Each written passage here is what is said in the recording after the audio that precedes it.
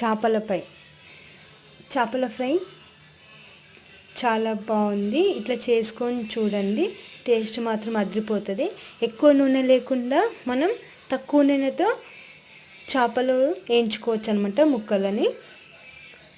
ఇది అయిపోయిన తర్వాత దీనికి కాంబినేషన్ ఏంటంటే ఉల్లిగడ్డ, దానిపైన నిమ్మకాయ, కొంచెం అంత ఉప్పు వేసుకొని కలుపుకొని తింటే చేపతో పాటు టేస్ట్ మాత్రం చాలా బాగుంటుంది. ఒకసారి మీరు కూడా అట్లా ట్రై చేసి చూడండి. చేప మాత్రం టేస్ట్ అదిరిపోయింది, సూపర్గా ఉంది. మీరు కూడా ట్రై చేసి చెప్పండి నాకు ఎట్లుందనేది.